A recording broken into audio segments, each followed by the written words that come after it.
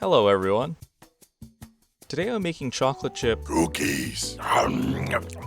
Chocolate chip cookies might seem like a simple recipe, but if you've ever made them before, you'll know that it can be really easy to miss your mark and end up with cookies that just aren't how you wanted them. They're either too soft, or too dry, or too cakey. There's just something always off. Personally, I like my chocolate chip cookies semi-sweet with a slightly crunchy outside and a soft chewy interior. If that sounds like the cookies you like too, then let me show you how I make mine. Let's start with our ingredients. We'll need 2 2/3 cups of all-purpose flour, a combination of sugars, 1 cup granulated sugar and 1 1/2 cup brown sugar. The molasses present in the brown sugar really helps us achieve that chewier texture. 1 cup of butter, or 1 stick. I'm using salted, but it works with unsalted as well. You'll want to melt this. 2 large eggs, 2 teaspoons of vanilla extract, 1 teaspoon of baking soda,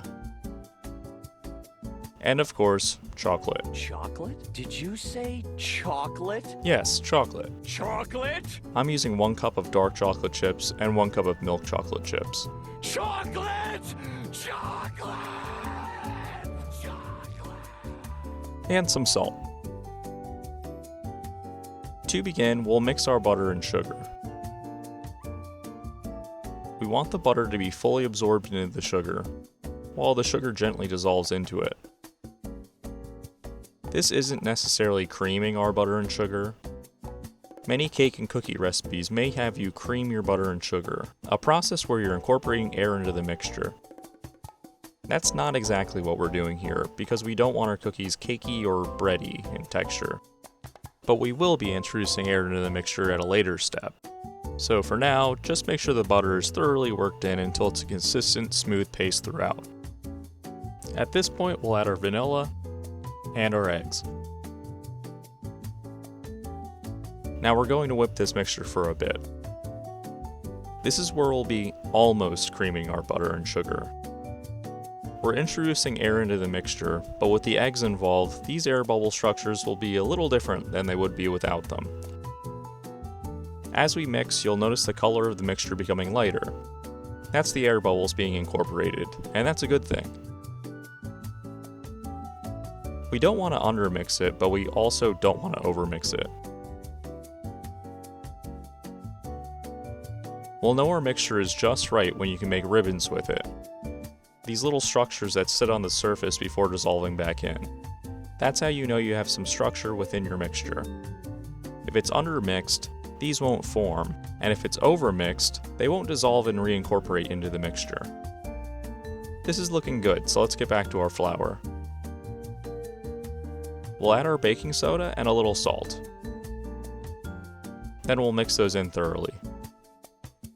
Do not overlook this step, as minor as it seems. Then we'll introduce the sugar mixture and gently fold it in.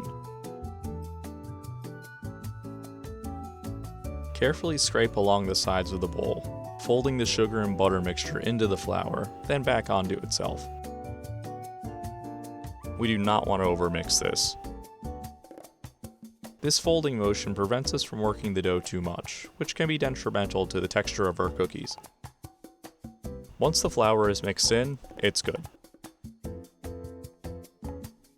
Next, we'll add in our chocolate. Again, we want to be as gentle as possible when incorporating it, being sure not to overwork our dough. The butter and sugar mixture that we've carefully suspended in our dough could potentially melt from the friction of working the dough too much. And we surely wouldn't want that.